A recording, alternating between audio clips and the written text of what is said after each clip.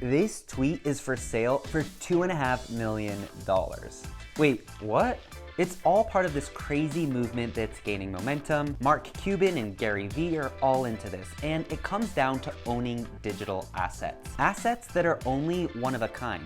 Which, by the way, I'm selling this video post for $1 million. $1 million for the Instagram, $1 million for the YouTube, $1 million for the TikTok, and $1 million for the Facebook. But if you buy all four, I'll give you a discount for $3 million. Just DM me. Okay, are people just super bored in quarantine? Or are non-fungible tokens actually the future? First, let's understand what this all means. Non-fungible basically just means something that's totally unique.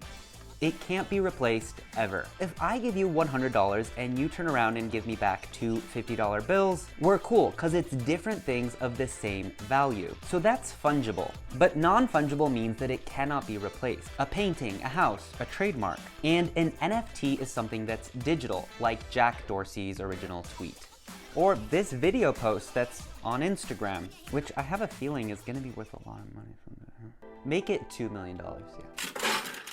But anyways, back to NFTs. So what about that Beanie Baby that's collecting dust in your garage that you thought would sell one day for millions of dollars? Well, that's technically non-fungible. There might be a limited number of them, but there are still a lot of them. And also that's a physical asset, so that's not quite what we're talking about here. NFTs can be stuff like digital music or even a digital drawing. Here are some examples of stuff people are actually paying a ton of money for, even though they have zero tangible value. This cat sold for $19,000.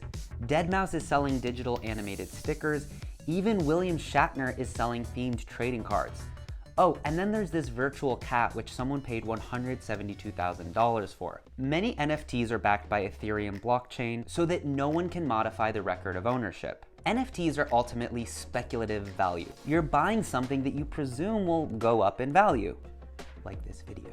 Back to that Jack Dorsey tweet, you would only spend $2.5 million on it if you genuinely believe that the value of that will go up and somebody will pay you more for that eventually one day. While this all might sound crazy, that's kind of what Bitcoin is too. It's all based on supply and demand, which is ultimately based on perceived value.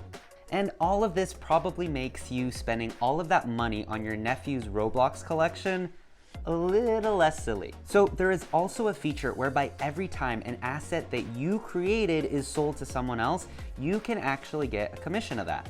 This might be the craziest part. The NFT craze isn't just being driven by a bunch of college kids in their basement. NFT, very, very briefly. You have to get your mind around the notion of assets which are tangible or intangible and fungible or not fungible. This is legit taking off largely because of the art world. Christie's just became the first major auction house that's selling a digital NFT-based piece of art. So let me know your thought. Would you ever spend any money on an NFT? And will NFTs actually become a big thing in the future? Let me know in the comments. While you're at it, check out more of my videos about tech, subscribe to my channel, and find me online at Uptin.